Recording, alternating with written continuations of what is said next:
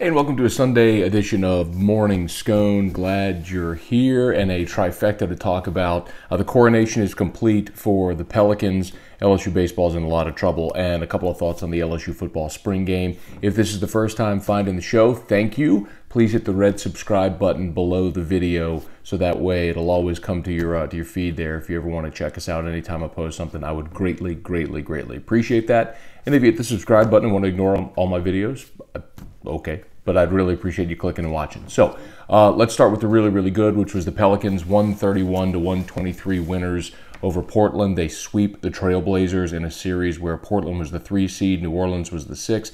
If there's something that we learned so far after this series, it's that there's probably 5 teams in the West that could win the Eastern Conference, and New Orleans, the way they're playing right now, would win the Eastern Conference if they were still in the Eastern Conference. But they're not, and they're going to draw the Golden State Warriors in the next round. That could become official today if Golden State takes care of business against San Antonio, which I suspect they will.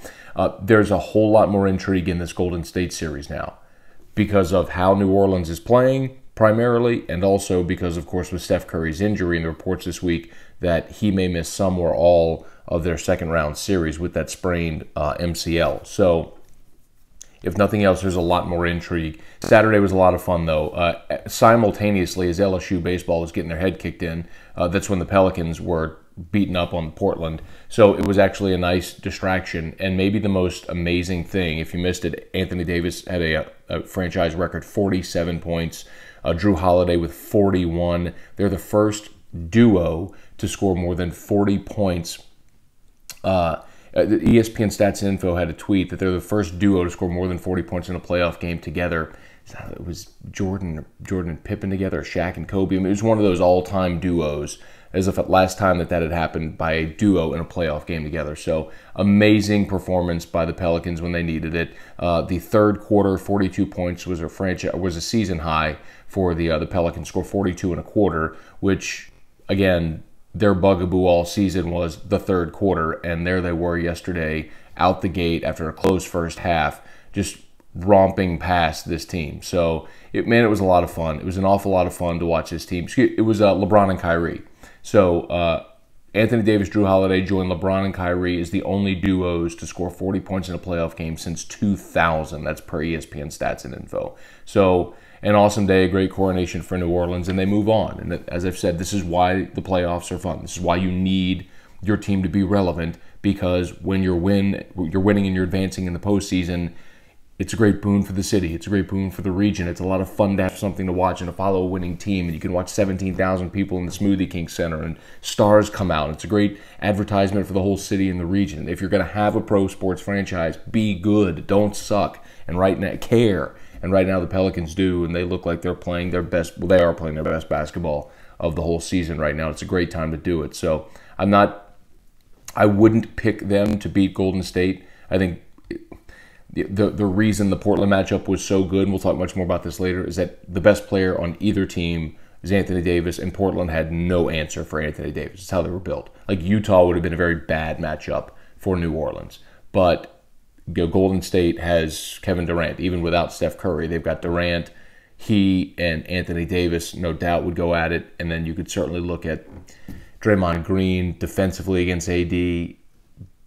I guess you'd put Drew on Klay Thompson to try to lock him down. There's just matchup problems. And then if Steph were to come back, then you have a really big issue. So there's a reason Golden State is what they are. But if nothing else, there's a different layer of intrigue added to this series after the way New Orleans handled Portland. So from the very good to the very awful, which was LSU getting blasted by South Carolina 11-4. And it wasn't really even that close, because Nick Coombs hit a 3-run homer in the 8th inning, so LSU put up a 4 spot in the 8th. They had gone the whole game 1 and 7 innings of game 2 without scoring. Adam Hill, they were able to drive up his pitch count. That's a guy, the starter from South Carolina, who is their ace, who they pitch on Saturday. He throws a lot of he's 6'5" and throws 95 miles an hour, but he walks a lot of guys. And he walked 4 yesterday. But LSU just couldn't take advantage. They had the leadoff runner on each of the first 3 innings, including a leadoff double from Zach Watson in the second. Couldn't get him around. Mikal Hilliard had his worst performance of the year. 2 2/3, 8 hits, 8 runs, all earned. 1 walk, 1 strikeout. He just didn't miss bats. South Carolina had a patient approach. They waited back on his breaking pitch, and they hit it. And that's the concerning thing about Hilliard, because you wonder if, as teams start to see him more in the conferences, there's more video of Mikael Hilliard. Do teams get more comfortable waiting back on his breaking pitch? They figured out how to attack him. It looks like South Carolina's done that, so he's going to have to adjust. Now, the tough part for LSU right now is, having lost this series, you've put yourself, you're still above 500. You're 9-8 in the league. And so I know the question obviously is going to be, you watch LSU get blasted these first 2 games and you think the whole thing's falling apart. Well, Arkansas lost their series at Mississippi State, so you've actually not lost ground on Arkansas, which is good. And Arkansas comes to the box in 2 weeks. The major issues that you have is you still can't win on the road, and you've got no consistency offensively right now. Maybe it's time for Paul Mainieri to give Nick Coombs a look at catcher. Hunter Fiducia just hasn't been good enough defensively to justify having him there. You remember at the beginning of the season when Fiducia threw out like 7 of the first 8 stolen base attempts? Like, he was so good defensively. Well, he hasn't been. As a matter of fact, the second run of the game yesterday scored on a pitch that Mikael Hilliard put in the dirt and got right past Fiducia. If he were what Papierski was defensively, you could justify early in his career when Pap was hitting 200 because he was a brick wall at catcher. Same with Andrew Stevenson when he was playing center as a freshman. He was batting 187, but he caught everything in center field. You had to have him there for his defense. Fiducia's struggling offensively. Coombs is 8 of his last 11, including a 3-run bomb yesterday.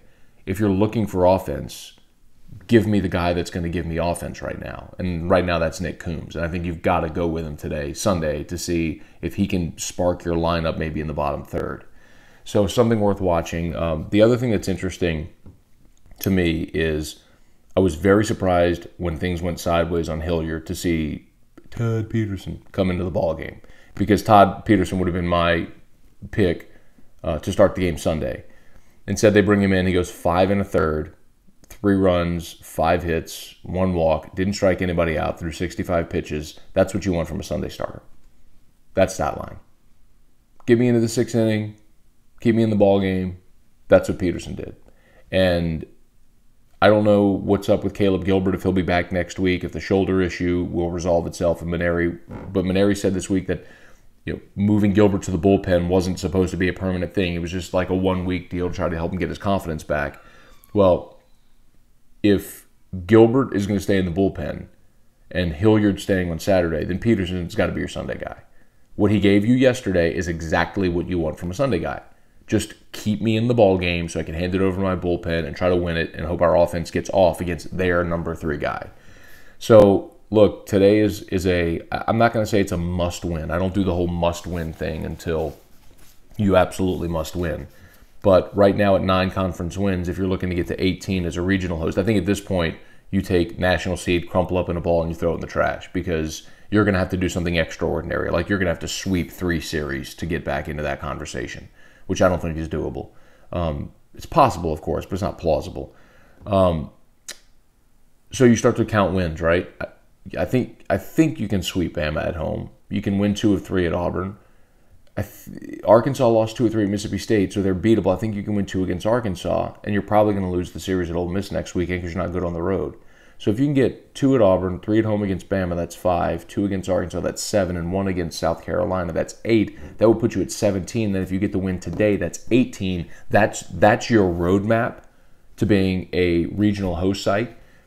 Can they? I don't know. That's a big ask based on what you've seen the last 2 days, but it's possible. But you got to get today, and it's going to be a hard ask because you don't really know how your pitching is going to look in Game 3, and your offense has basically been handcuffed for 2 days by South Carolina. So LSU baseball is in a tough spot, but it's an important. They're all important, but today feels really important to not get swept on the road. And then LSU Spring Game. I have a column coming to Gridiron Now today about the Spring Game and my whole reaction, but I don't think you have much more clarity at quarterback other than I think Miles Brennan is your best option. He's the most accurate with the best arm, and it's very clear Badara Traore, the JUCO transfer, is not going to be your starting left tackle because guys like Clavon Chason and Trevez Moore, they ran around him like he was standing still.